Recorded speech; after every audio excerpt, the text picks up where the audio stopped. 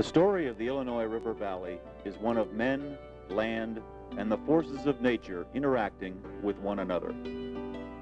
The first Europeans of record to set eyes on this valley, Marquette and Joliet, were seized by a magnificent vision.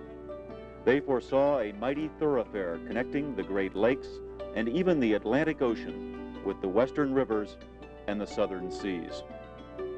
Man had it within his grasp to gain dominion over what seemed to be insurmountable natural barriers, to roam the rivers of the continent at will and tame this new land.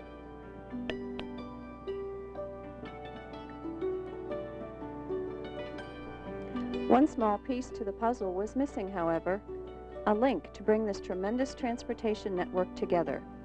To quote Joliet, "It is that we could go with ease to Florida in a bark, and by easy navigation. It would be necessary to build a canal by cutting through but half a league of prairie to pass from the foot of Lake Michigan to the Des Plaines.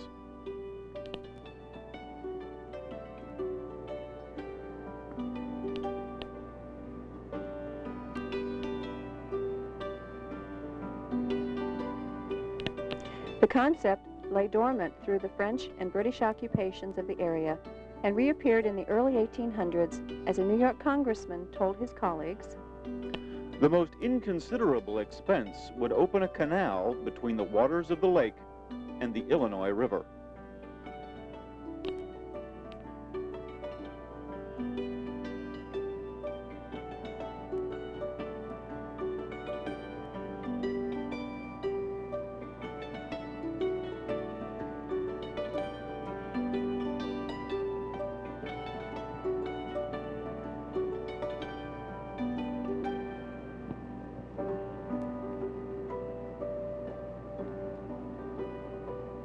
That link was finally forged in 1848 with the completion of the Illinois and Michigan Canal, thereby bringing the original insight of Marquette and Joliet to reality. The story of the creation of the I&M Canal is rich in the lore, myth, heartbreak, and ultimate success of American continental expansion. From land negotiations with the Potawatomi Indians in 1816 to the establishment of the first and unsuccessful 5-member Canal Commission by the state of Illinois in 1823. From the construction of Fort Dearborn at the mouth of the Chicago River after 1795, which spurred trade over the portage between the lakes and the inland river system, to the federal government's granting of over 250,000 acres to a second Canal Commission established in 1835. But the history of the I&M Canal is only part of our story. Since 1933, when the completion of the present-day Illinois waterway system forever ended the commercial usefulness of the I&M Canal, many reports have been published and studies commissioned to examine the significance and future of this important remnant of our past. Our study, commissioned by the Grundy County Soil and Water Conservation District, is a citizen's non-technical perspective on that portion of the I&M Canal located in Grundy County. Our objectives have been to suggest concrete projects which can be undertaken to improve all aspects of the canal's impact on our lives. From its history to its role in flood control, we have tried to weigh the opportunities presented to us as conservators of this structure, which so vividly exemplifies the vision, the toil, and the persistence of our ancestors. We are not historians or hydrologists. We are neither archaeologists nor engineers. We are simply the neighbors of the builders and users of the canal. On a hill behind the chapel in the parish of St. James are weather-worn and tangled graves with mostly Irish names. These faded flagstone monuments bear witness to a dream that 150 years ago no one could have foreseen. In a young town of Chicago on the plains of Illinois, the I&M Commission brought in desperate men and boys to have them build a great canal and change the river's flow and wet the Great Lakes waters with the Gulf of Mexico. They came from ports and Galway, from Cork and Baltimore, on a promise of more money than they'd ever known before, to carve a new beginning in a land of liberty. They said goodbye and sailed across the sea. Bid farewell to famine, it's off to America, to work as a navigator for 90 cents a day, and hope to dig a fortune by the time they reach LaSalle on the Illinois and Michigan Canal. Just south of the present-day town of Minooka, Illinois, on a gentle slope above the canal course, lie the graves of many of the canal's builders. The Irish names from the gravestones are but a few from the long roll of laborers who dug the canal by hand between 1836 and 1848. As he dreamed about his family in a country far away. Also here is the site of Rutherford's Tavern. And still standing next to the north bank of the canal is a mule barn, which was actually used to tend the animals that provided the motive power for the commerce moving along the canal. Where the wild blue stem grasses grew as far as you could see, and the coming of the railway made their efforts obsolete, and it ran along their banks before the digging was complete. But the locks were finally opened and they tallied up the cost, with no mention of how many lives were lost. Bid farewell to famine, it's off to America, to work as a navigator for 90 cents a day, and hope to dig a fortune by the time they reach LaSalle on the Illinois and Michigan Canal. Now gone are the locks and boat yards, the barges and the scows. Over 140 years have now passed since the opening of the I&M Canal, and developments have modified the direction of Joliet's dream.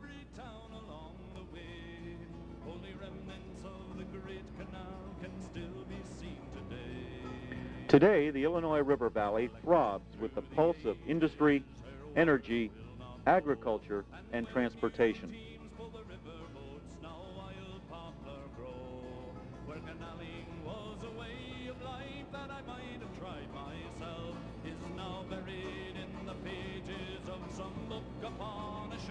Huge barges move relentlessly through massive locks, making our vision of the towboats of the I&M Canal era seem almost quaint and innocent by comparison. Today, the Grundy County portion of the I&M Canal seems only a shy and retiring line of trees pushed aside by the water commerce of the Illinois waterway and squeezed into a thin and insignificant strip by the efficiency of modern agriculture and industry. For 90 cents a day, and hope to dig a fortune by the time they reach LaSalle on the Illinois and Michigan Canal. So bid farewell to famine, boys, it's off to America, to work as a navigator for 90 cents a day, and hope to dig a fortune by the time they reach LaSalle. Let's go together and take a closer look at what being a neighbor of the I&M Canal might mean. We'll start our tour on the eastern side of the county, where the canal lies just to the north of the confluence of the Kankakee and Des Plaines rivers. This is an important place today and in the past as well. Near here is the location of Marpock's Indian Village, the possible site of Pontiac's murder, Beard Cemetery, the Beckwith and Kishwaukee Trails, Dresden Nuclear Power Station, and McKinley Woods State Park. Today's canal in the eastern segment remains in relatively good condition, with a passable water course and improved towpath surface.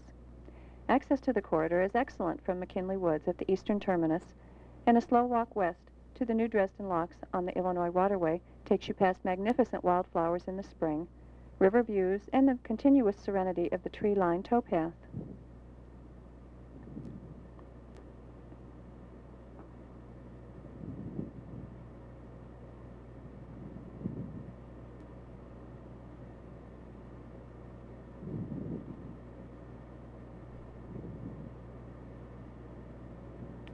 Remnants even exist here of improvements made to the recreational use of the corridor by the Civilian Conservation Corps in the 1930s. Most of these have been ill-maintained over the years and are now overgrown, but they still speak firmly to the potential that the canal corridor has displayed for recreational use since the days of its commercial demise.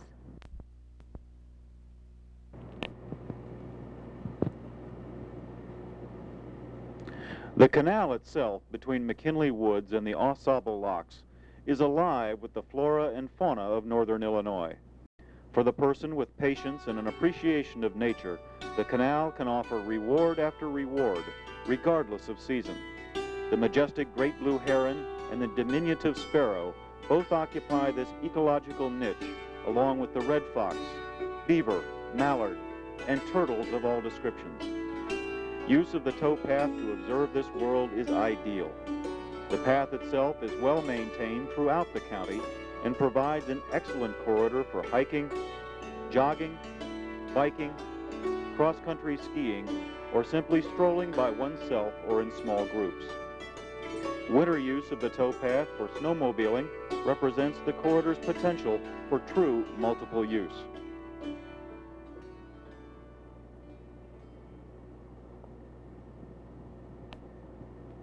At Au Sable Locks, the canal flows over the Au Sable Creek in a newly reconstructed aqueduct. Here, for the first time in our trip, we find evidence of man's sometimes unsuccessful manipulation of nature. By cutting this canal on a closely parallel line with the Illinois River, the designers had to deal with channeling the river's tributary streams over, under, and around the canal. Today, we are left with the impact of these long-ago engineering projects. At Au Sable, the creek can sometimes overflow from the north and pour its floodwaters directly into the canal. The canal, in turn, carries these waters to the few outlets or spillways which have been provided by past and present planners. Unfortunately, the design of the canal was never intended to mitigate flooding or control these high waters. At the worst of times, the canal, unable to shed its burden of high water at its normal outlets, carries the water to points where the southern towpath elevation allows overflow. This can and does happen here at Au Sable.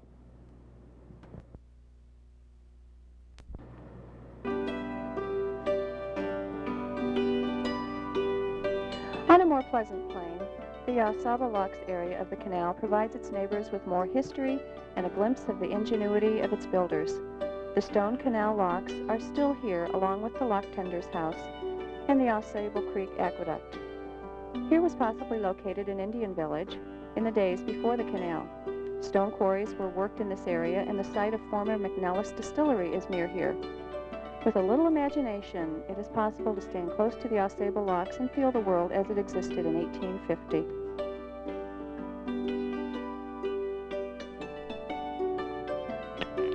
As we leave Au Sable on our westerly course, we view a canal much diminished from its original lean efficiency. While the watercourse is still maintained, the north bank has meandered over the years, and the overgrowth of trees, which can add an almost cathedral-like dimension to the towpath, has deposited a growing obstacle course of limbs and trunks into the channel. This section of the canal, from the locks at Au Sable to the city of Morris, is one of the most peaceful and potentially usable portions of the corridor. With easy access at both ends, the intervening trail and watercourse can be ideal for all kinds of both passive and active recreational pursuits. Activities which include the previously mentioned hiking, running, biking, and skiing can be joined by canoeing, fishing, nature study, tent camping, and photography, to name only the most obvious.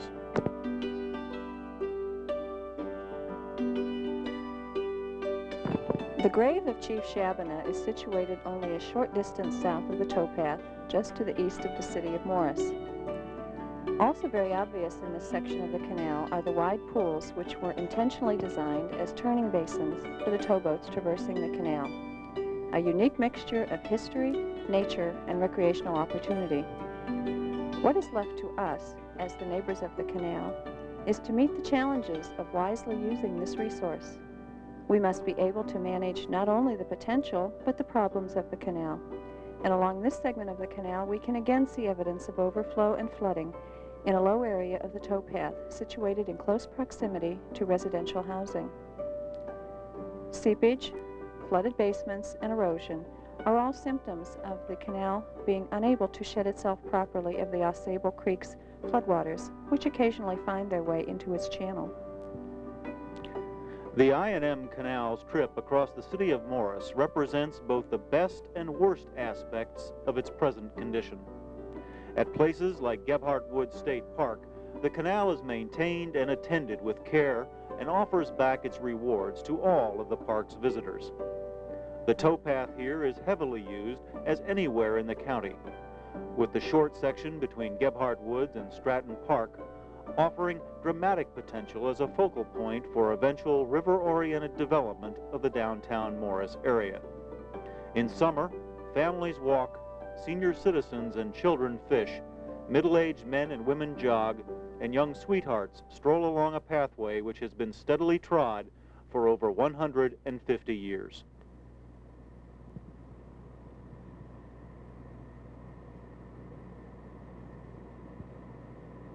Upon closer scrutiny, however, the encroachment of today's world can be seen irretrievably diminishing the corridor.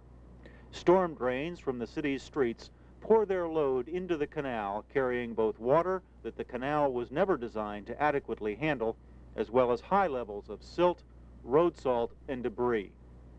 Highway designers have ignored the potential of the canal and constructed bridges with such low clearances that continued passage with even a canoe along the canal is now next to impossible, and late summer brings litter floating and accumulating in city sections of the canal.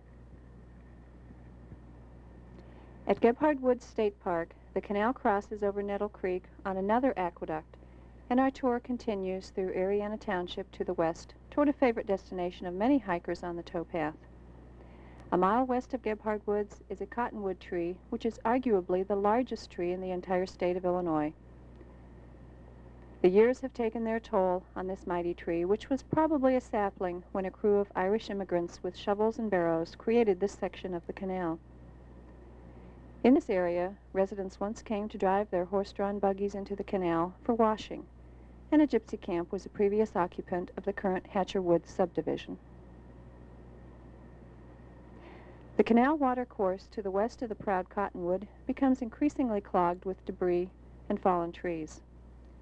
Travel here by canoe becomes difficult to impossible, but wildlife flourishes, and the canal runs parallel to Old Stage Road, past the site of Castle Danger, the location of the first election in Grundy County, to 5 Mile Bridge, halfway between the cities of Morris and Seneca.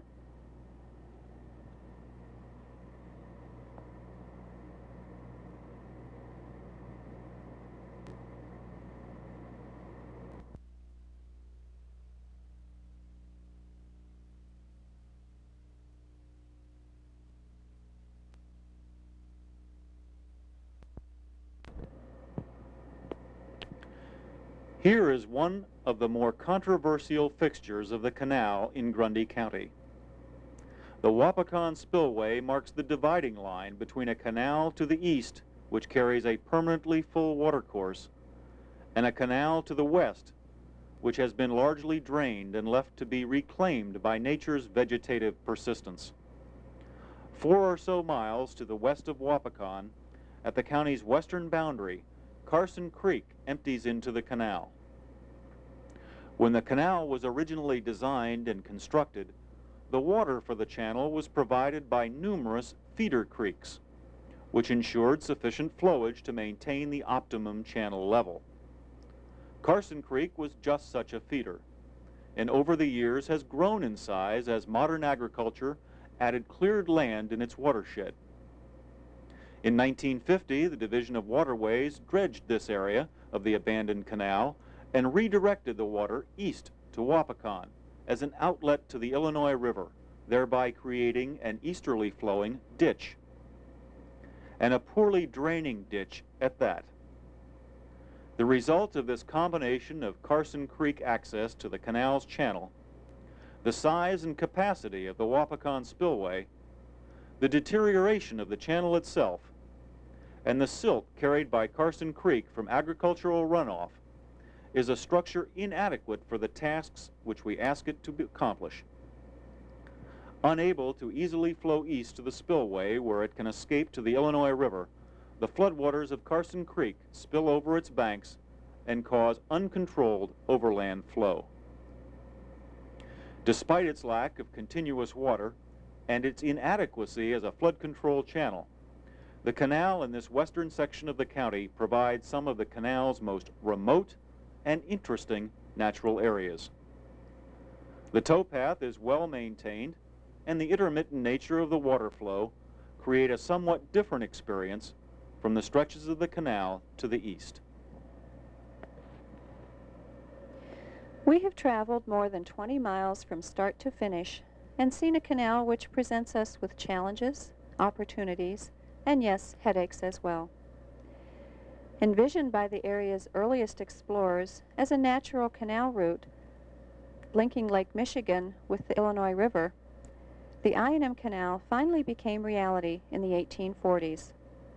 Although its active life was not long, its effect upon the areas through which it passed was without a doubt profound. In order to appreciate this unique history, some practical things now need to be done. First and foremost, the canal between Channahon and Morris needs to be made navigable. This need not be an extensive dredging operation, but rather the simple removal of enough fallen trees to allow the easy and safe passage of canoes. The corridor area within the city limits of Morris should also be more thoroughly cleaned and upgraded to allow for it to become a true focus for future community development. Our committee can even foresee a time when the canal becomes such an important part of downtown Morris that a replica of an 1850s towboat may be both practical and justified. The history of the canal, of the surrounding Indian life and early settlers, along with an explanation of the wildlife and plant life, needs to be more accessible to people as they travel up and down the canal. Information panels, in addition to the ones already planned, explaining this kind of information should be observable as people walk or canoe along the canal corridor. Photo viewpoints should also be created. The canal can be a living history book, a botany text, and a place to observe animals in their natural habitat. If maintained, publicized, and used, it can be a vibrant outdoor classroom for students of all ages. The canal is also a great recreational resource. It is unique in that it provides a corridor through which one can travel in a variety of ways: walking, running, cycling, canoeing, skiing, or snowmobiling. To enhance these forms of recreation, access points, distances, and estimated travel times need to be displayed along the canal.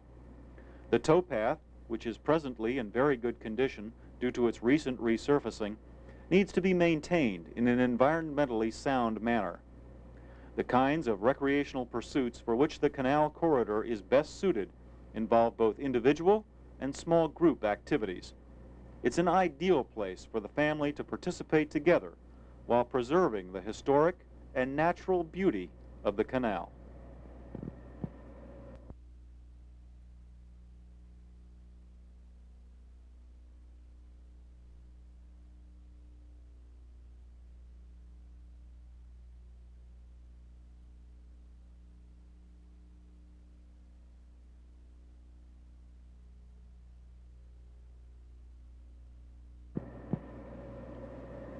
This beauty of the canal can only be enjoyed if certain drainage problems along its course are resolved.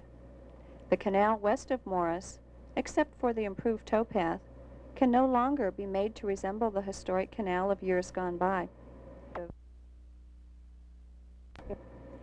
It is imperative that what is left of the canal in this area be made to serve its new function of drainage channel as well as possible. Every effort should be made to improve this stretch of the corridor, in order not to impede the flow of Carson Creek to the Wapakonk Spillway. Either the spillway itself needs to be lowered, or a new, wider and deeper spillway needs to be constructed to the west of the present spillway. The future should see no further use of the canal as a repository for stormwater runoff, whether those uses are authorized or not. The canal is not a drainage ditch. As we have seen, further to the east, low banks can allow floodwaters from Osable Creek to overflow the canal onto private property. Improvements are needed here, also to increase spillway capacity at Osable, prevent spillover, and perhaps most importantly, keep the overflow from Osable Creek from entering the canal in the first place. It is the recommendation of this committee, made up of the neighbors of the Illinois and Michigan Canal, that these plans be implemented by the Illinois Department of Conservation, and we solicit the support of all groups interested in preserving this truly unique Grundy County asset. We thank you. And where mule teams pull the river boats, now wild poplar grow. Where canaling was a way of life that I might have tried myself, is now buried in the pages of some book upon a shelf. And in a corner of the graveyard in the parish of St. James lies a noble Irish navvy who helped pioneer these plains, who fled the great oppression just to build himself a home. Now it's the only piece of sod he'll ever own. Bid farewell to famine, it's off to America, to work as a navigator for 90 cents a day, and hope to dig a fortune by the time they reach LaSalle on the Illinois and Michigan Canal. So bid farewell to famine, boys, it's off to America, to work as a navigator for 90 cents a day, and hope to dig a fortune by the time they reach LaSalle on the Illinois and Michigan Canal.